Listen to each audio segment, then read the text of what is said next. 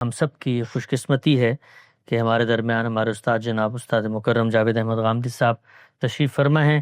غامدی صاحب کی بھی ایک شخصیت ہے، ایک تاریخ ہے، ایک مزاج ہے۔ وہ جذبات کے اظہار میں بہت فیاض واقع نہیں ہوئے، لیکن اور اس طرح کی مجالس میں خود ان کو یہ دعوت دینا کہ وہ آ کر کسی شخص کے بارے میں بات کریں، وہ اس طرح کے رازوں کو سینے میں رکھنا زیادہ مناسب سمجھتے ہیں۔ لیکن کچھ چیزیں تاریخ کے بھی سپرد ہوں، ہماری نسلیں بھی جانیں اور ریکارڈ کا بھی حصہ بنے۔ میں چاہتا ہوں کہ غامدی صاحب تشریف لائیں اور اپنے ایک شاگرد، اپنے ایک ساتھی، اپنی فکر کے ایک محافظ اور ایک جو ویلیو سسٹم غامدی صاحب نے پیدا کرنے کی کوشش کی ہے امت میں، اس کے کسٹوڈین کی حیثیت سے جس شخصیت کو آج ہم دیکھتے ہیں، ان کے بارے میں، ان کے کاموں کے بارے میں چند کلمات ارشاد فرمائیں۔ استاد مکرم جناب جاوید احمد غامدی صاحب۔ الحمدللہ رب العالمین والصلاة والسلام علی محمد الامین۔ اعوذ باللہ من الشیطان الرجیم، بسم اللہ الرحمن الرحیم۔ خواتین و حضرات، علم و ادب میں میری پہلی دلچسپی ادبیات سے رہی ہے، اور ادبیات میں دسیوں اصناف ہیں جن میں لوگ طبع آزمائی کرتے ہیں۔ مجھے بھی کچھ سننے، پڑھنے اور پھر نظم و نثر میں اپنے خیالات کو اظہار کرنے کا موقع ملتا رہا ہے، اور میں نے بھی ان میں سے بعض اصناف میں اپنے خیالات کا اظہار کیا ہے، لیکن جو دو اصناف کبھی میرے قریب نہیں پھٹک سکیں، ان میں ایک قصیدہ ہے اور دوسرے حجو۔ میں طبعاً مد و تعریف کا آدمی بھی نہیں ہوں، اور مجھے عیب چینی کا فن بھی کبھی نہیں آ سکا۔ تاہم 50 سال کی پبلک زندگی میں بہت سی ایسی مجالس میں شریک ہوا ہوں جس میں لوگ اپنے رفقا کے بارے میں، اپنے اساتذہ کے بارے میں، اپنے اکابر کے بارے میں اسی نوعیت کی گفتگویں کرتے ہیں جیسی میں نے آج سنی ہیں۔ یہ پہلی مرتبہ ہے کہ جب بھی اس نوعیت کی کوئی گفتگو سنی، بالعموم اٹھتے ہوئے یہ خیال ہوا کہ انجمن ستائش باہمی تھی، لیکن میں آج یہ محسوس کرتا ہوں کہ جس شخصیت کے بارے میں یہاں اظہار خیال کیا ہے، اتنے کچھ اظہار خیال کے بعد بھی بہت کم رہا۔ یہ حقیقت ہے کہ جس پہلو سے بھی ڈاکٹر شہزاد سلیم صاحب کی شخصیت کو آپ دیکھیں گے، تو اب کچھ مزید کہنے کی بجائے میں اتنا ہی اور چند لفظوں میں یہ بات بیان کرنا پسند کروں گا کہ نظم و نثر میں جو کچھ ہمارے رفقا نے کہہ دیا ہے، اس کو اگر آپ اس سے دوگنا تگنا بھی کر لیں تو شاید کم ہی رہے گا۔ جو خدمات انہوں نے اس فکر کی انجام دی ہیں وہ بھی بڑی غیر معمولی ہیں۔ تمام جہتوں میں دیکھ لیجئے تراجم کیے ہیں، اور کم و بیش پچھلی 1 صدی کے پورے فکر کو انگریزی زبان میں منتقل کر کے لوگوں تک پہنچا دیا ہے۔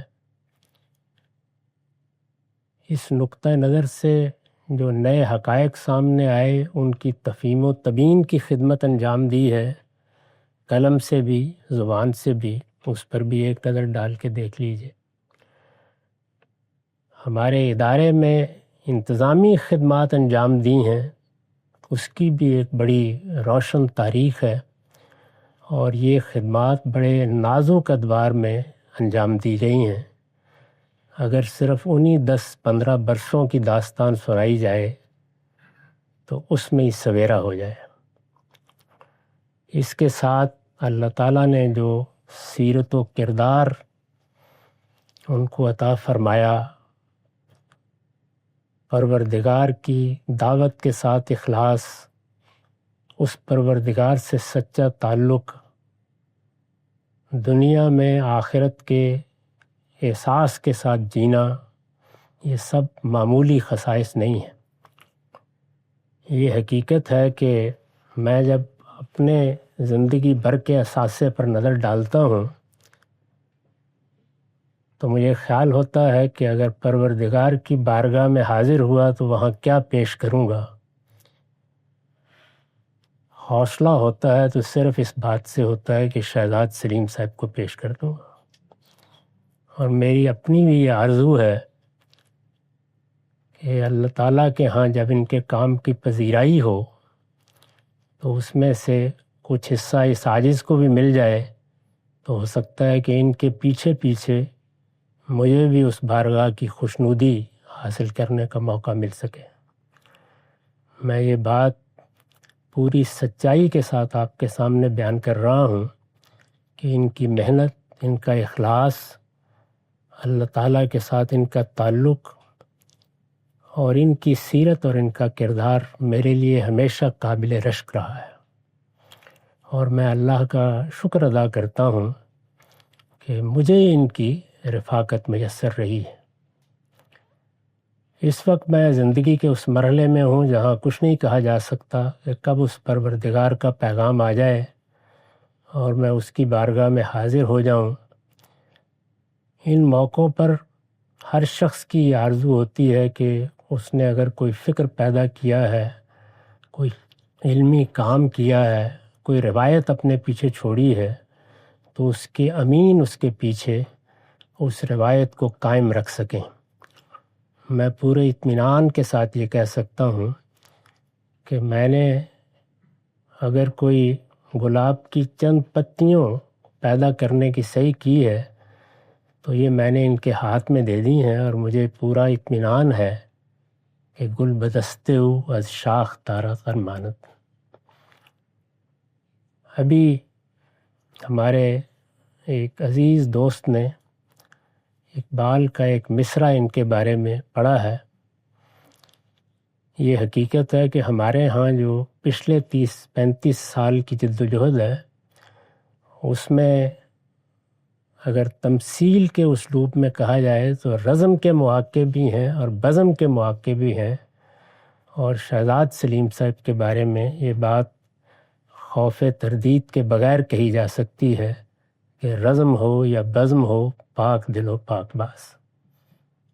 اللہم ارنا الحق حقا وارزقنا اتباع وارنا الباطل باطلا وارزقنا اجتناب. ہم سب کی موجودگی کا فائدہ اٹھاتے ہوئے پھر آخری خطاب شاہ صاحب کا ہوگا. میں دعوت خطاب بھی دیتا ہوں اور میں چاہتا ہوں کہ ہم سب کے ہاتھ سے یہ ایوارڈ بھی ڈاکٹر شہزاد سلیم صاحب وصول کریں. جناب ڈاکٹر شہزاد سلیم صاحب.